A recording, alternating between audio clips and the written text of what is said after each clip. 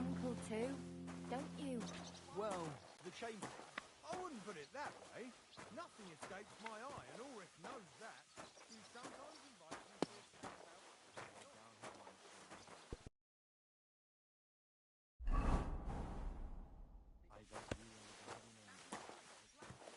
Good day. Same to you. Excuse me. That's that. I saw him, but I didn't speak with him. Did he seem off? I finished hauling the sacks. What now? How should I know? They told me to think up some job for you, so you wouldn't be idle. So if you want to pass the time, go ahead, but do it sensibly. Well, I'd say there's plenty of work to do around here. I'll gladly help you with something. Aye, but I've only got work in the forge, and that ain't for everyone. I'm a respected tradesman here, understand?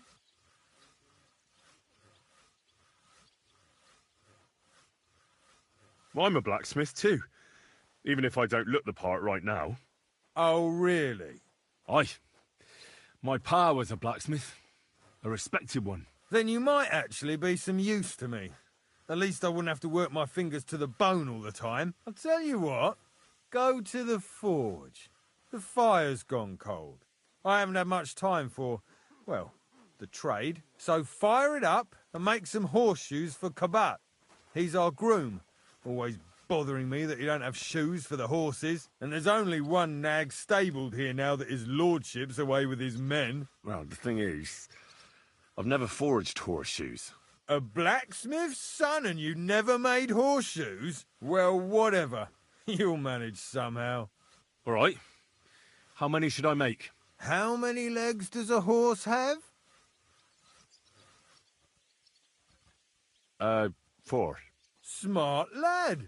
We've got one horse. That's 4 times 1. But Kabat's already got 3. So that's 4 minus 3, which is... 1. All right. You'll find everything you need in the trunk in the forge. It's there, past the gate. I've even got some sketches there. They could help you since you've still got things to learn. All right. But I was told not to go there. And now I'm telling you to go. And when it's done, bring it to me to check so you don't make me look bad. Off you go. Lads, this here itinerant is my new helper. Where's that fool of a blacksmith?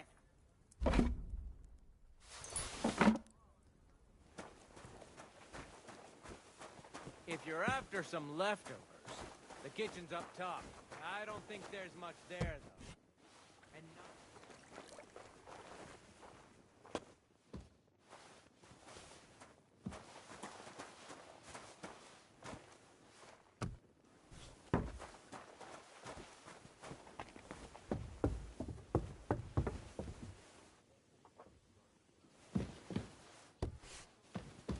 Fuck, I haven't had a bite to eat.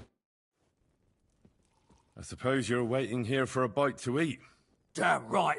Like, I know they're preparing a banquet for his nibs, but they could have left one cook here, or at least a bit of gruel, for Christ's sake. I can see if I've got anything to eat on me. Hey, I need some decent grub, not some mouldy bread. You might be surprised. Thanks. Well, at least I won't starve. You're welcome. Enjoy it.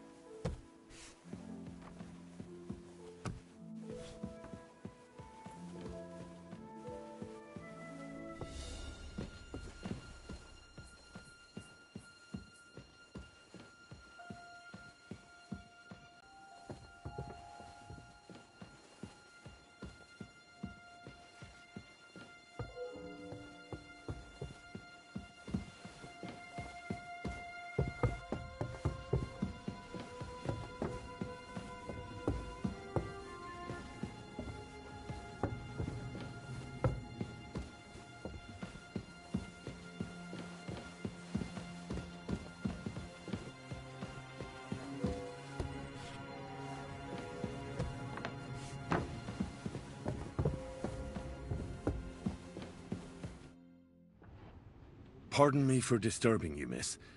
If you want to pray, go somewhere else. The chapel is closed. Unless you're a priest. Which I presume you're not. No, I'm not. My name is Henry. I'm Adela, Thomas's sister. What is it you want, Henry? I need to talk to your brother. No chance of that. He's been lying in a fever for 3 days. And the surgeon is away with Sir Otto. Unless he returns soon, Thomas won't be talking to anyone ever again. I heard that your brother is lying in a fever, so I brought something for him that might help. Really? I don't know what to say. And I was against dragging Thomas to the chapel. I felt it would only burden him more. God moves in mysterious ways. We ought to administer it to him quickly. Yes, of course.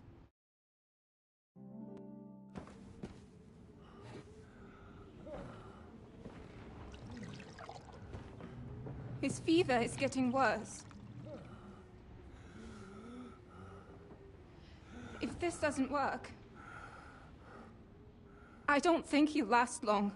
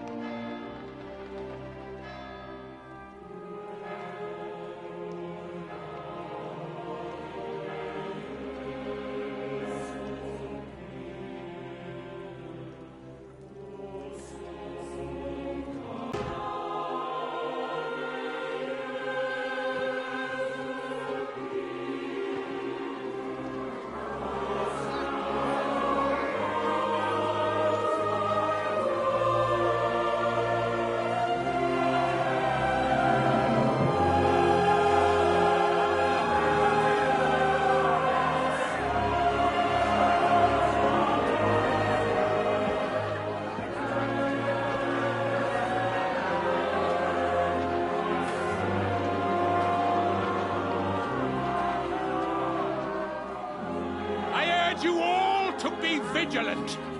These days we have all sorts of vagabonds, drifters, outlaws and bandits roaming the country. And we have one of those vermin here today.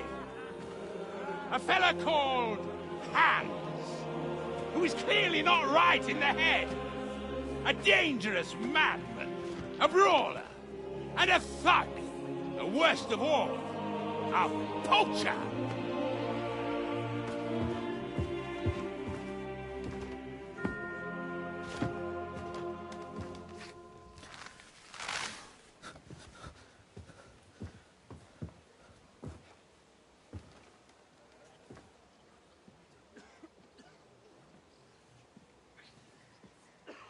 And so, for the damages he caused to our dear Lord Otto von Berghoff, he is sentenced to be hanged by the neck until dead. Stop!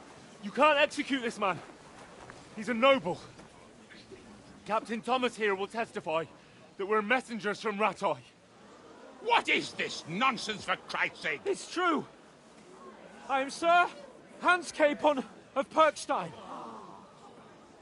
Deal with it, for God's sake! But, sir, the captain... Captain Thomas has a fever.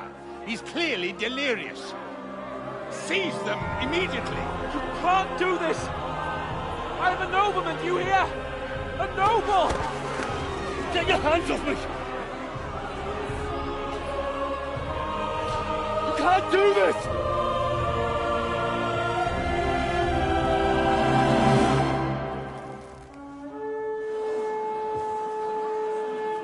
Open the gates!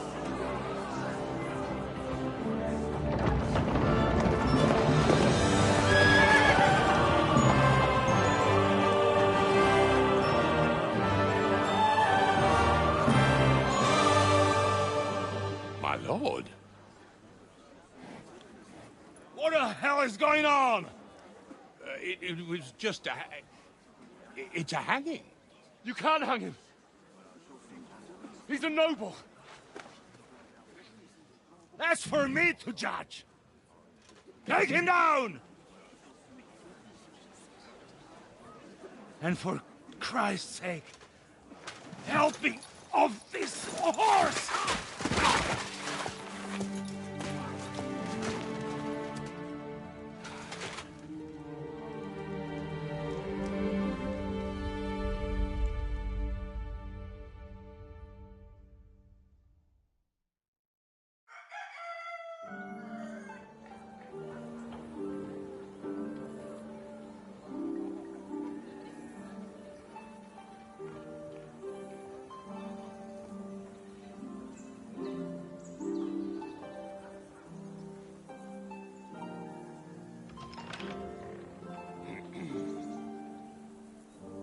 You may enter. His lordship is expecting you.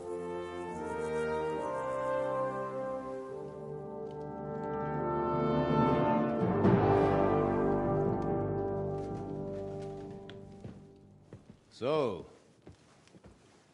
you're messengers from Rattay, huh? I was wondering when someone would turn up. All right, then. Let's hear it. My respects, Sir Otto. I am Sir Hans Capon of Perkstein, and this is Henry of Skalitz, my escort. Welcome to Trotsky, gentlemen. I'd greet you standing up as befits, but I'm glad I can even sit at the moment. I heard you were ambushed by outlaws. You heard right. Those bastards did a job on me. And I got out luckier than most.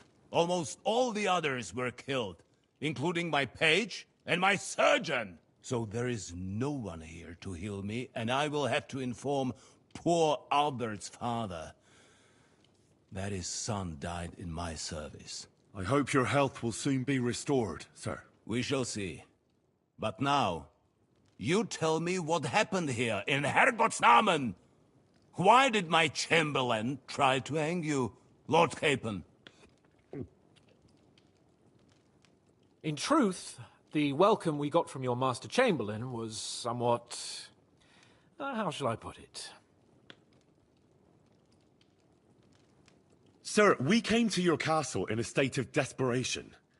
Your Chamberlain had the guards empty excrement on my lord's head and beat him without hearing us out. You were still at the castle then, and if he'd let us see you, maybe you wouldn't have left and wouldn't have been ambushed. And if that wasn't enough, when he had Sir Hans arrested, he refused to believe who he was, even though not only I told him, but your Captain Thomas too. I must say you have courage, youngster. But I expect I would also be in such a foul mood if the same had happened to me. Sir! Best be quiet, Ulrich. We will talk about that another time. And I apologize to you for that unpleasantness. At least it ended better than it might have. Anyway, let us leave this misunderstanding aside and get to the point. As far as I'm aware, Rattay showed no interest in negotiations before, either with me or with the League of Lords. True. Our houses have thus far stood on opposite sides. I should say so. Attacking Brno and Jihlava together with that renegade Sokol of Lemberg hardly inspired our sympathy. Now we can all point the finger. Your League of Lords, on the other hand, abducted the king. Although I don't doubt you had your reasons, just as Sir Hanush did. We certainly had. The main one being that your Wenzel is an irresponsible drunkard and idler who is hurting the Empire by his inactivity. But let us leave that aside. Tell me, what does Sir Hanush have on his mind? I am all ears. Unfortunately, during the ambush, we lost the letter we were carrying, so you'll have to make do with my word of mouth. All right. Go ahead and speak. In brief, Sir Hanush, Sir Radzig, and other lords take the view that the situation has got out of control. And that's of no benefit to anyone in Bohemia, neither Wenceslas's supporters or the League of Lords. King Sigismund's actions will not lead to instilling greater order than under King Wenceslas. Quite the contrary. Let us say that maybe. What arises from it? Sir Hanush and the other lords on our side are interested in knowing what the stance of the League of Lords is at this moment, and whether they haven't perhaps reevaluated some things. In other words, whether I might betray Sigismund. Well, betray is a strong word. We came to you, Sir Otto, because you're the leading voice of the League of Lords. I expect there are also lords among your ranks who are considering how to find a way out of this sticky situation. And for the Kingdom of Bohemia, it would certainly be better if our paths were to join, rather than parting. Your companion speaks like a diplomat, Sir Hans. However, the question is whether it's possible to join fire with water and end up with anything but nasty smoke. Nonetheless, Sir Hanush and Sir Radzig are right. There is disorder and anarchy in the land. Bandits riding roughshod all over. As we all know, to our cost. We've had plenty of experience of that at home too, sir. Only a short time ago we had to deal with a similar band. Then you will surely understand that before I begin debating who would be the better king, I must sweep my own doorstep. Only I'm damned if I know how to do that, since those bastards have wiped out half of my garrison, including my captain. If I may be so bold, sir, you're not the only one. We also have a score to settle with them, so Henry and I will gladly help you. Is that so? Now that is what I call the words of a knight, Sir Hans. Right now, we've got a common enemy. So we have common interests, too. So then, sir, may we be of assistance to you? Indeed, you may. Perhaps in the end we may really find some common ground. I need to muster sufficient reserves to deal with those outlaws once and for all. I'm summoning my vassals here to Trotsky. And since I don't have many men left to send as messengers, I will gladly accept your help. Just say the word, sir. Where should we go? You'll go to Nebakov, a small castle, or rather a fortress among the cliffs. The yeoman there, Jaromir Nebak, is an old hardhat and may not be very willing to fulfill his obligations. It would be useful if an eloquent noble like yourself visited him to explain him clearly why I need his whole garrison.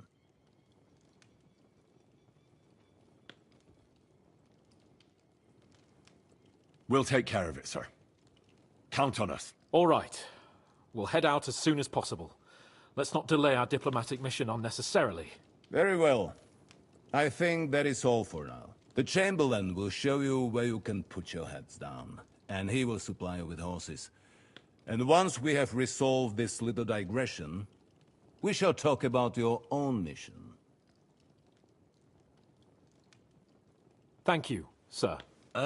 May I ask something, Sir Otto? Oh. Ask away, young man.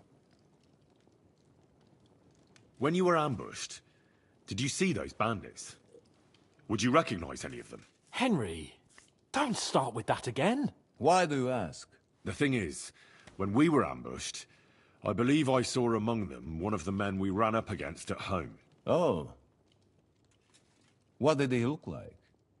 Do you know his name? He's called Istvan Toth, a Hungarian noble. He was a stocky fella, around 40. I've already told you that's nonsense. How would he be here? You only saw him from a distance, from behind. You're imagining it. And why does this Toth interest you, young man? He was the leader of a band that made trouble for us in Sasau. And he has something that belongs to me. Ah, interesting. Interesting. But I must disappoint you. I saw no one of that description. Thank you, sir. I'm sorry.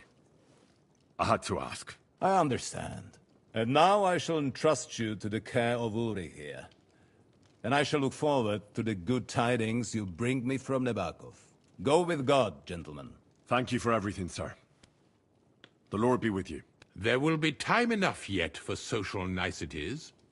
Now there are more practical matters to deal with. Sir Otto has generously agreed to accommodate Lord Capon in one of his chambers. And you, Henry, shall also be accommodated, as befits your station. There, your, equipment shall also be returned to you, and you'll find your horse in the stable. Nevertheless, his lordship takes the view that, as a noble's escort, you should have a befitting mount, and therefore he has kindly decided that you may take one of our horses, if you so wish. Gentlemen, follow me.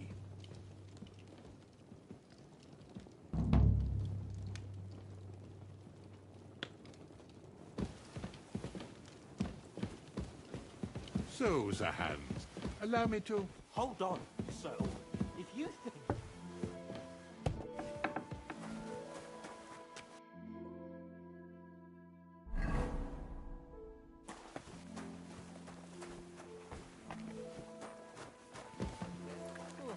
Greetings to you too.